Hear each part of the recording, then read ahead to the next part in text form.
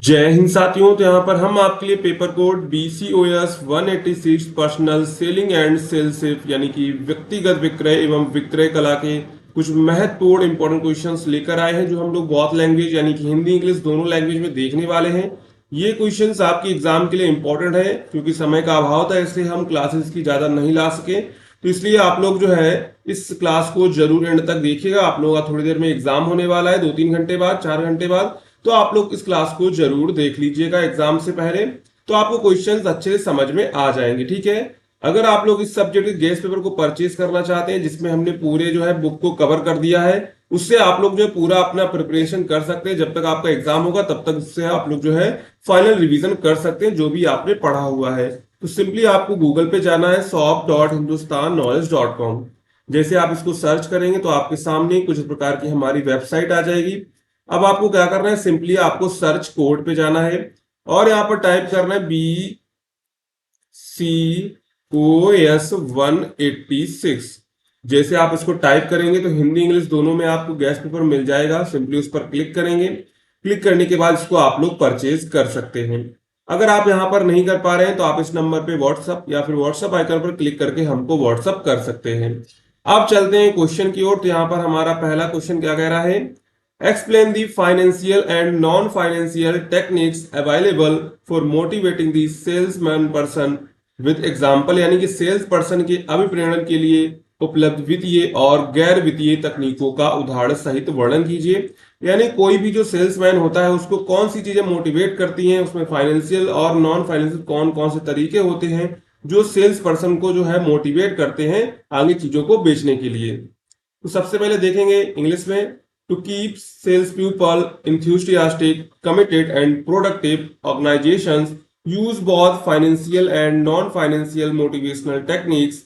Each has a unique impact। यानी कि sales कर्मचारियों को प्रेरित करने के लिए कंपनियां जो वित्तीय और गैर वित्तीय दोनों तरीकों का प्रयोग करती हैं, क्या करती हैं, दोनों तरीकों का प्रयोग करती हैं, जिससे जो सेल्समैन होते हैं वो मोटिवेट रहते हैं और वो प्रोडक्ट को जो है अच्छे तरीके से सेल्स करते हैं। सबसे पहले देखते हैं फाइनेंशियल टेक्निक्स कौन कौन से हैं। तो सबसे पहले क्या होना, सेल्समैन को कमीशन देना, उसको बोनस देना, प्रॉफिट शेयरिंग देना, सेल्स कंटेंट रिवॉर्ड्स देना। ये सारी चीजें क्या होती हैं, फाइनेंशियल टेक्निक्स होती हैं, जिसके द्वारा क्या करते हैं, जो कंपनी होती है वो सेल्समैनशिप को जो है क्या करती है, मोटिवेट करती है। यानी कि उसको क्या देगी, कमीशन देगी, उसको बोनस देगी, extra payment for achieving targets, profit sharing यानी कि portion of company profit is share with top performing employees, sales contest reward देगी यानी temporary competitions with financial prizes. Example, winner of 3 month sales contest gate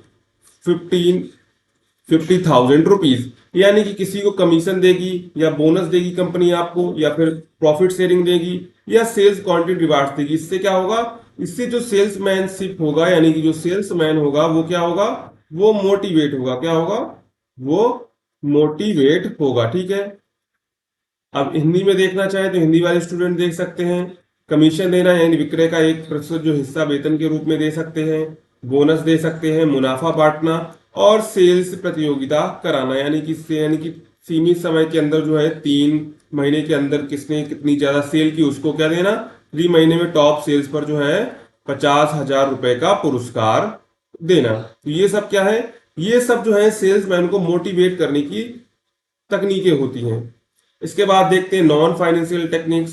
to em satisfy emotional and psychological needs of employees, recognization and praise यानी कि उसकी प्रशंसा करना, career with grow opportunities, work environment, job enrichment.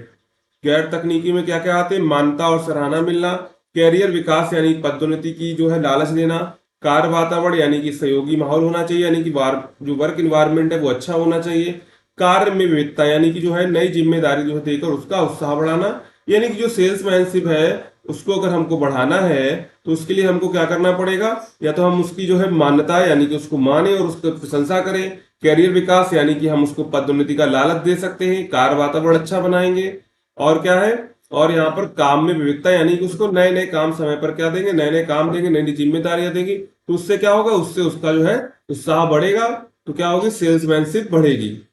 तो यहाँ पर हमने दोनों तरीकों को देख लिया है कि गैर वित्तीय तकनीकें कौन सी होती है यानी कि नॉन फाइनेंशियल टेक्निक्स कौन सी होती हैं, और जो है आपकी वित्तीय तकनीकी यानी कि फाइनेंशियल टेक्निक्स कौन कौन सी होती हैं, जो क्या करती हैं सेल्स पर्सन है यानी कि सेल्समैनशिप को क्या करती है, मोटिवेट करती है, यानी कि सेल्स पर्सन को मोटिवेट करती हैं।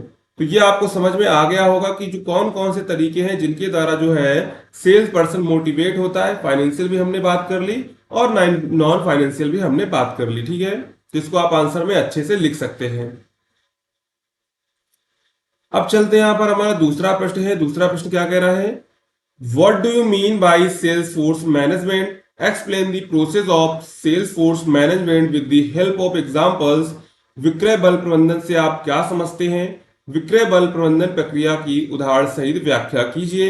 अगर आपको क्लास पसंद आ रही हो तो वीडियो को लाइक जरूर करिएगा और चैनल को सब्सक्राइब करना मत भूलिएगा। और आप लोग गेस्ट पेपर को जरूर परचेज कर लीजिएगा जिससे आप लोगों का फाइनल रिवीजन हो सके, ठीक है, क्योंकि क्लास आ नहीं पाई, समय का अभाव था। तो यहाँ पर देखेंगे सबसे पहले इंग्लिश में, sales force management means planning, controlling and directing a company sales team.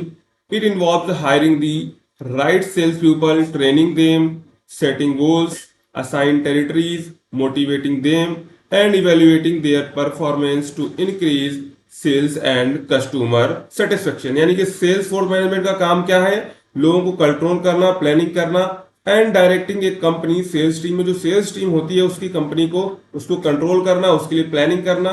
It involve hiring the sales people, उसका ये भी काम होता है कि जो है राइट सेल्स पीपल को हायर करे, ट्रेनिंग दे, उनको ट्रेनिंग दे, सेटिंग गोल्स, उनके लिए लक्ष्य निर्धारित करे, असाइन टेरिटरीज यानी कि उनके लिए क्षेत्र निर्धारित करे, मोटिवेटिंग देम यानी कि उनको जो है मोटिवेट करे, and evaluating their performance to increase sales, और उनके जो परफॉर्मेंस को है इवेल्युएट करे इंक्रीज सेल्स बढ़ाने के लिए, कस्टमर सेटिस्फेक्शन और जो है कस्टमर सेटिस्फेक्शन के लिए।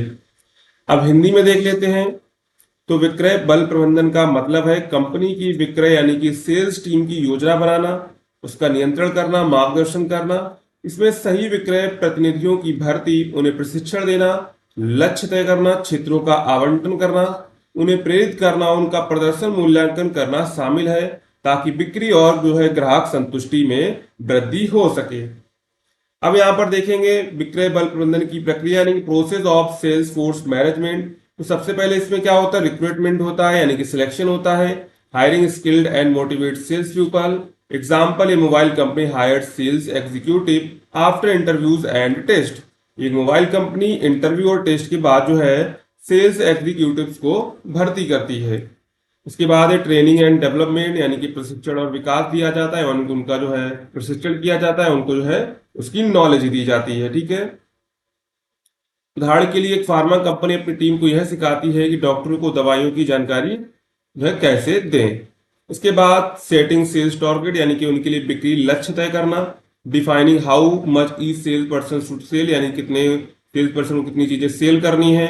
Example, A car showroom set A target of selling 10 car per month for each executive. एक कार शोरूम हर विक्रेता को प्रतिमाह 10 कारें बेचने का लक्ष्य देता है। इसके बाद है टेरिटरी एलोकेशन यानी कि क्षेत्र आवंटन। तो dividing market areas among sales people. Example, a company assign north Delhi to one sales person and south Delhi to another. एक कंपनी एक विक्रेता को उत्तर दिल्ली और दूसरे को दक्षिण दिल्ली का क्षेत्र देती है, तो यानी कि उसका टेरिटरी एलोकेशन भी वही करती है। इसके बाद है मोटिवेशन एंड सुपरविजन यानी कि उसको प्रेरणा और पर निगरानी रखना भी सेल्स फोर्स मैनेजमेंट का काम है। तो लक्ष्य पूरा करने पर जो है बोनस देना यानी कि उसको मोटिवेट करना। इसके बाद है परफॉर्मेंस इवेल्युएशन मतलब कि प्रदर्शन मूल्यांकन करना। Reviewing sales results and giving feedback, हर महीने मीटिंग में बिक्री की प्रकृति पर चर्चा और सलाह दी जाती है। इसके बाद यहाँ पर हम लोग फाइनल आंसर में लिखेंगे निष्कर्ष यानी कि कंक्लूजन। तो sales force management helps in building a strong and efficient sales team. A well managed sales force increase revenue and ensures better customer relationships. विक्रय बल प्रबंधन से एक मजबूत और कुशल टीम बनती है, इससे कंपनी की आय बढ़ती है और ग्राहकों से जो है बेहतर संबंध बनते हैं। तो यहाँ पर हमने देखा क्या, यहाँ पर हमने देखा कि जो आप लोगों का विक्रय बल प्रबंधन यानी कि जो है सेल्स फोर्स मैनेजमेंट होता है उसका काम क्या होता है, टीम को हायर करना, उसका जो है प्रशिक्षण उसको देना, इसके बाद जो है उसके लक्ष्य बिक्री लक्ष्य तय करना, इसके बाद उसको क्षेत्र आवंटन करना और इसके बाद जो है उसको प्रेरणा देना यानी मोटिवेट करना है। अगर उसने जो है कार ज्यादा से ज्यादा सेल्स की है तो उसको बोनस मिलेगा। उसके बाद प्रदर्शन उनका जो है परफॉर्मेंस इवेल्युएशन करना, प्रदर्शन मूल्यांकन करना। और इसके बाद हमने फाइनल आंसर लिख दिया। निष्कर्ष में क्या करना है, निष्कर्ष में आपको ऊपर से जो भी समझा हुआ है नीचे आपको लिख देना है। तो विक्रय बल प्रबंधन से क्या होता है, एक मजबूत और कुशल टीम बनती है। इससे कंपनियों की आय बढ़ती है और ग्राहकों से जो है बेहतर संबंध बनते हैं। इसके बाद है what is sales manual, describe the benefits and contents of preparing a sales manual with example. यानी कि विक्रय नियमावली क्या है। एक विक्रय नियमावली को तैयार करने की सामग्री एवं लाभों को उदाहरण सहित जो है आपको व्याख्या करनी है। तो a sales manual is a guide book और hand book that provide information, instructions and rules to sales people about how to their job effectively. It includes detail about the product, sales techniques, customer handling and company policies. यानी कि sales manual क्या होता है, एक प्रकार की book होती है, हैंड बुक होती है, जो हमें इंफॉर्मेशन और इंस्ट्रक्शन देती है कि जो सेल्स पीपल होते हैं उनको इंस्ट्रक्शन देती है कि कैसे आपको अपनी जॉब करनी है। And it includes details about product, उसमें जो है प्रोडक्ट की डिटेल्स होती हैं, सेल्स टेक्निक्स होती हैं, कस्टमर हैंडलिंग के लिए जो उसमें रूल लिखे होते हैं और कंपनी की उसमें कुछ पॉलिसीज होती हैं। तो विक्रय नियमावली एक प्रकार की मार्गदर्शिका होती है जिसमें विक्रय प्रतिनिधियों यानी कि सेल्स पर्सन को उनका कार्य प्रभावी ढंग से करने के लिए आवश्यक जानकारी, निर्देश और नियम दिए जाते हैं। इसमें उत्पाद की जानकारी, बिक्री के तरीके, ग्राहक से व्यवहार, कंपनी की नीतियां आदि शामिल होते हैं। इसके बाद देख लेते हैं बेनिफिट्स ऑफ सेल्स मैनुअल यानी कि विक्रय नियमावली के लाभ क्या हो सकते हैं। पहला तो है प्रशिक्षण सरल बनाना। ये sales manual helps in training new sales people quickly and efficiently. A new employees can read the manual and understand how to approach a customer. यानी कि ये क्या करती है, प्रशिक्षण सरल बनाती है और क्या करती है, कर्मचारी के लिए जो है आसान बनाती है, वो समझ सकती ग्राहक से कैसे बात करनी है। यह एक जो है एक नया कर्मचारी नियमावली पढ़कर ग्राहक से कैसे बात करनी है यह समझ सकता है। इसके बाद है बिक्री प्रक्रिया में एक रूपता। It ensures that all sales people follow the same step and company standards. All team members use the same pitch to explain the product. सभी से एक जैसे तरीके से उत्पाद का वर्णन करते हैं। अगर उनके पास मैनुअल होगा तो सभी का मैनुअल सेम होगा तो वो क्या करेंगे, जो है एक ही तरीके से जो उत्पाद का वर्णन करेंगे। इसके बाद सेव टाइम यानी कि समय की बचत होती है। इससे क्या होता है, बार बार मैनेजर पूछने के बजाय कर्मचारी जो है नियमावली को देख सकता है। अगर उसको कोई प्रॉब्लम होती है तो वो जो है मैनेजर से बात करने की बजाय नियमावली को देख सकता है और अपनी जो है समय की बचत कर सकता है। It answers common questions and reduce the need the for repeated explanation. इसके बाद है इंप्रूव सेल्स परफॉर्मेंस यानी कि बिक्री प्रदर्शन में सुधार।